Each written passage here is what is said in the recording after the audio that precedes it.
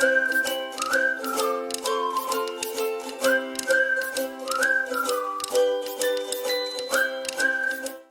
y'all, I'm super excited to be back with part 2 of how I use my DIY embellishments.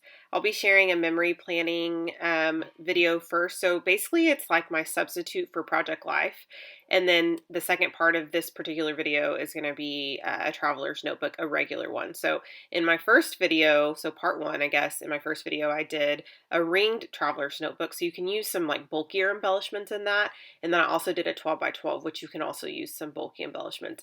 This part 2, I think in the regular traveler's notebook, you want to be a little bit more careful with the embellishments that you use. And so I'll kind of share how I navigated that process. And then since I'm using page protectors in my memory planner, it's going to be an album. So it's a 3-ring album. I'm not using like the disc rings. I'm actually using an 8.5 by 11 album with 8.5 by 11 page protectors with these with the papers, like kind of like the Week at a Glance template. So the weekly template by Retro Hip Company, and I'll link that down below. So that's what I'm going to be using for January 2020, which is what I'm working on, unfortunately, which is what I'm still working on. So part of my plan for this year is to get caught up on last year, and then also to get started on this year. And I haven't quite figured out what I want to do for this year. I'm kind of thinking maybe like monthly. I'm already doing the 10 on 10 scrapbooking challenge where you take 10 photos on the 10th of every month. But I'm thinking I may just do, in addition to that, so I'll add that in the same album as maybe like monthly Project Life, if that makes sense. So that's what I'm thinking. I don't know. Tell me what you guys, or how you're documenting your year this year down below, because I think that'll help me kind of figure out what I'm going to do. So while I've been kind of rambling, I haven't done a whole lot. All I've done is I'm simply stamping January at the top. And I'm just using the large Jane alphabet. I'm using the outline, and then I'm also using the fill-in as well. I really love, I think maybe it's called the solid alphabet, but I'm using, if I can find those, I'll link them down below. So I'm using a couple of inks from Close to My Heart. I'm using the Ballerina ink, and then I'm also using Blossom. But I believe Blossom isn't available anymore, so I'll link the closest one down below. And I'm pretty sure it's called Smoothie, is the one that looks a lot like Blossom now. So I am now putting down some numbers for the dates, and I'm using LA Studio numbers as well. I had a hard time finding multiple sets of numbers like in my stash that were the same. Normally, like I guess in sticker sheets, they only put like one set of numbers, and so I did find this set and it had tons of numbers in it, so I was like, this is perfect. I think next time I'll just find a smaller number stamp set and use that rather than, or use my typewriter or something.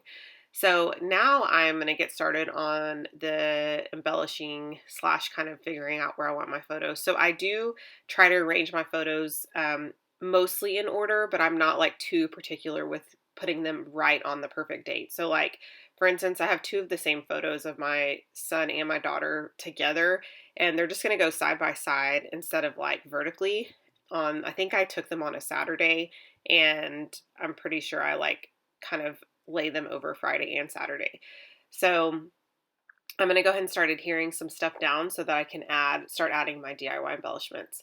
And again, if you missed kind of the beginning, I am going to be using page protectors. So whenever I am using some of the bulkier embellishments, I think it's perfectly fine, because it's going to go, I don't want to use like too many bulky embellishments, but they're going to go in a page protector inside an album. And so I'll do a flip through once I get like maybe halfway done. I'll try to do a flip through of the album. Okay, so I did my journaling ahead of time just because the typewriter's bulky and I didn't want to bring that to the table and start like, if I start typing and it moves everything around on my desk, just because it is pretty bulky and heavy. But anyway, so I went ahead and did my typewriting or my journaling before, and so I just have a couple of little pieces of like, or some captions that I want to add. And one was about the photo of my daughter and my son, and then the other one is about eating ramen at a new place in our town. So I'm going to add that in. And with embellishments, one thing that I learned as I was using these was you don't have to use them as is. I know that sounds crazy, because you create them and then you shouldn't have to like do anything different, which totally makes sense. But some of these I like cut apart or I pulled apart, and I think that's perfectly fine. I think like part of creating and scrapbooking is kind of doing what you want and not like going by any rules. And so I do leave a lot of white space. I do add a lot of embellishments where the colors, may not always complement each other, but I didn't really pay too much attention to that. It really should be, if scrapbooking starts like stressing you out, I feel like maybe, we should reevaluate like why it's stressing us out. And I guess maybe that's the therapist in me that's saying like go to the, the basis of what it is that's causing that stress. But anyway, so I feel like it kind of should be like a free flowing process, and that's kind of how I looked at this. I notice for me personally, if I start getting like feeling like I'm, need to take a break or whatever, I will, and then I'll like come back to it, especially if I have like a block of what I want to do, a creative block. So I am just adding, so pretty much the majority of the embellishments that are on this page right now are DIY embellishments from previous videos. And at the end of the video, I'll link, like if you stay tuned at the very end, like the last slide, it should have like a DIY embellishment playlist. And so you can totally click on that and binge watch all of my DIY embellishment videos. I should have all of them on there, and there's quite a few. And you'll probably see the majority of these embellishments being used, if not all of them, being created. I meant the embellishments being created. So at this point, I've got the majority of the embellishments that I want to use down on paper. I am going to add a few more here in just a little bit, but I decided I wanted to do kind of my adding something in the corner, which I do a lot. And so I'll do the right hand top corner and then the bottom left hand. And just added a really pretty like gingham paper, and I think that might be a close to my heart paper if I can remember correctly. And then now I'm going to look for some additional embellishments to add, just kind of to fill in some of the space, but I don't want this entire layout to be completely filled, if that makes sense. I do like white space.